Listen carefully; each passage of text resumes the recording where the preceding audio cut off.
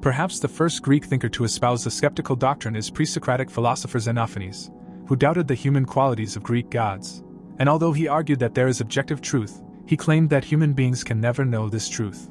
In one of the fragments of his writing, when discussing that the gods as such are likely anthropomorphic creations, he states, "But if cattle or lions had hands so as to paint with their hands and produce works of art as men do, they would paint their gods and give them bodies and form like their own, horses like horses, cattle like cattle."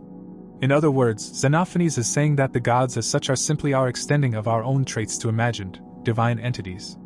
In a broader sense, Xenophanes posited a perspectivist view. Sextus Empiricus quotes Xenophanes as claiming, "And what I declare about all things, no man has seen what is clear, nor will any man ever know it.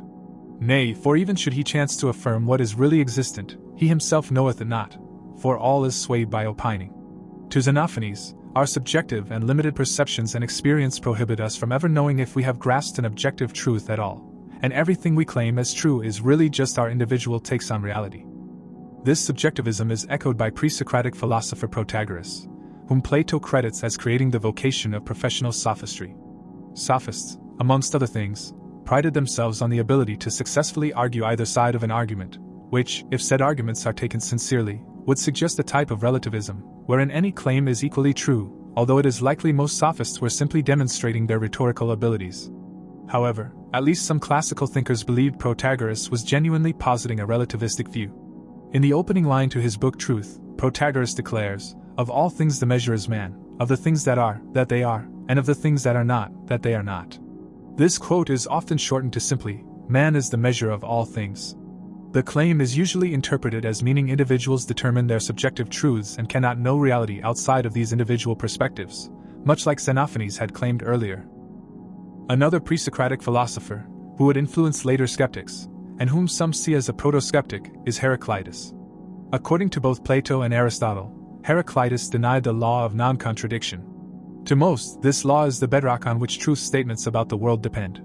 In Book 4 of his Metaphysics, Aristotle defined the law of non-contradiction as the impossibility that the same thing belong and not belong to the same thing at the same time and in the same respect. This could be reworded as, it is impossible for two truly contradictory statements to both be true. For example, the statement, mammals are warm-blooded, can only be true if the statement, mammals are not warm-blooded, is false. If both statements about mammals were equally valid, and if similar statements about the world were equally valid, then we could not communicate any idea at all, or so the law of non-contradiction suggests.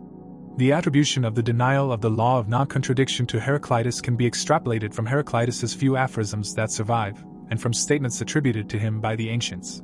Heraclitus seemed to believe that everything is in a state of flux. According to Plutarch, Heraclitus claimed, "It is not possible to step twice into the same river, or to come into contact twice with a mortal being in the same state. That is, one cannot step into the same river twice, because, when stepping into the river a second time, although being in some sense the same, the river is composed of new water flowing through it. And the person, although appearing to be the same, has changed as well." Heraclitus also stated, "The sun is new each day. That is, we never encounter the same sun, or the same anything, twice." To Heraclitus, all there is change. Everything is always in a state of being born anew or of coming into being. A skeptic might ask, if everything is always changing, how can one make determinate claims about them? There is nothing definite to grasp to base such claims on. In one of the fragments of his writing, Heraclitus states, "Sea is the purest and most polluted water, for fish drinkable and healthy, for men undrinkable and harmful." The qualities of a thing, in this case, the sea, depend on context and perspective. The sea is both drinkable and undrinkable, depending on the one doing the drinking. When combining this idea to the idea of flux, wherein things are always in a state of change, one could argue that, given this change, there is always a shift in context and therefore nothing about reality can be said with any certainty. Furthermore, Heraclitus claimed that the nature or essence of the world is fire. Whether or not he meant this literally or metaphorically is unclear. When discussing the fire nature of reality, he states it is an ever-living fire kindling in measures and being extinguished in measures. Fire is a vivid illustration of Heraclitus's view on the essence of reality. Fire is always coming into being and dying at the same time. It is a thing in a state of constant flux or strife. As stated, Heraclitus would be a significant influence on subsequent skeptics. Xenophanes' notion that knowledge is subjective, Protagoras' idea that either side of an argument may be equally true or equally false, and Heraclitus' claim that everything is in a state of flux, were all later espoused by Hellenistic philosopher Pyrrho of Elis. Although Pyrrho did not write anything down, his student Timon speaks of him, and subsequent thinkers quote fragments of his teachings in the development of what would come to be known as Pyrrhonian skepticism. Apparently, Pyrrho, like Heraclitus before him, believed that the nature of things is indeterminate, usually interpreted as meaning that things have no stable nature, and therefore, no true statements can be made about them. However, since things appear to be stable, one can live practically as if they are stable, noting that this way of living is based on the mere appearance of things rather than truth claims about them. This is an important point because it allows Pyrrho to escape the most common critique of skepticism.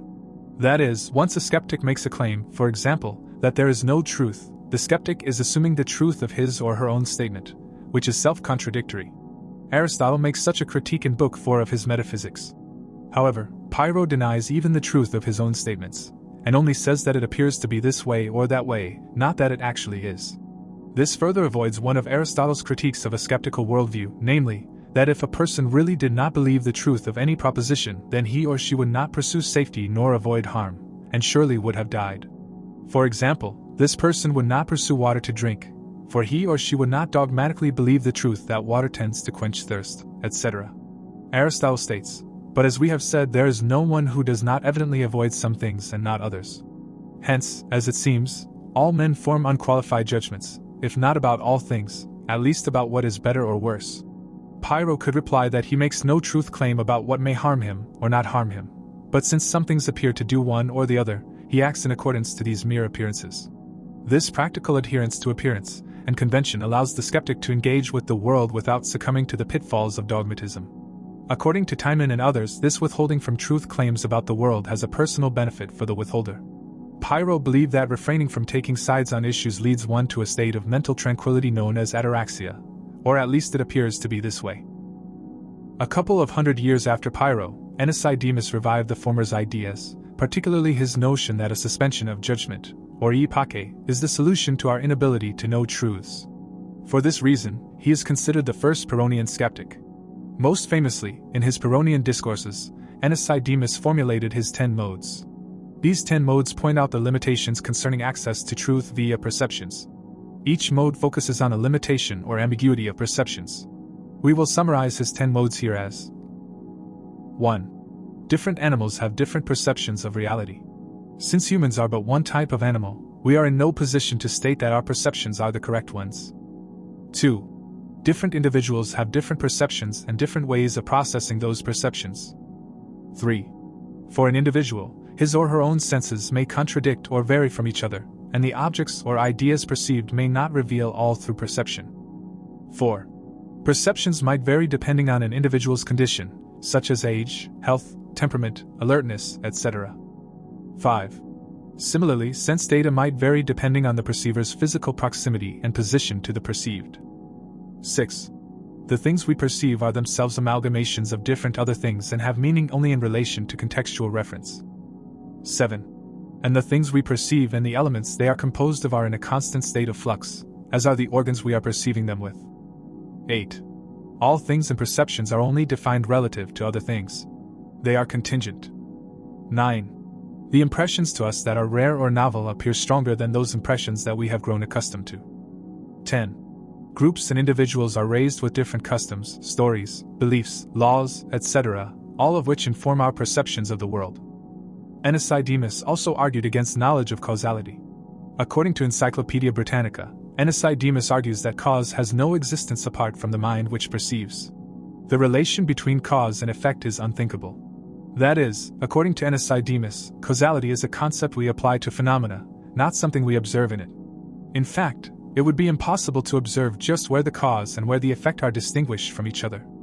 Aenesidemus applies a similar critique to the possibility of inferring other underlying structures behind the appearance of things, which, with causality, are the methodologies of the natural and social sciences.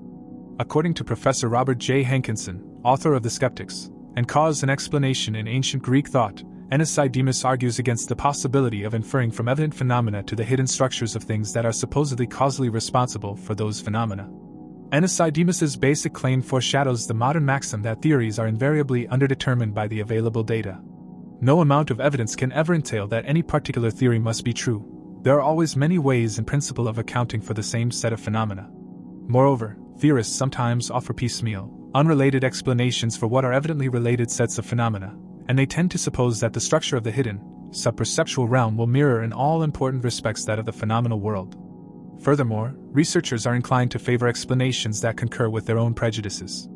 Finally, Aenesidemus notes that dogmatists frequently seek to explain doubtful things on the basis of things equally doubtful. In a sense, this is a critique of induction in general.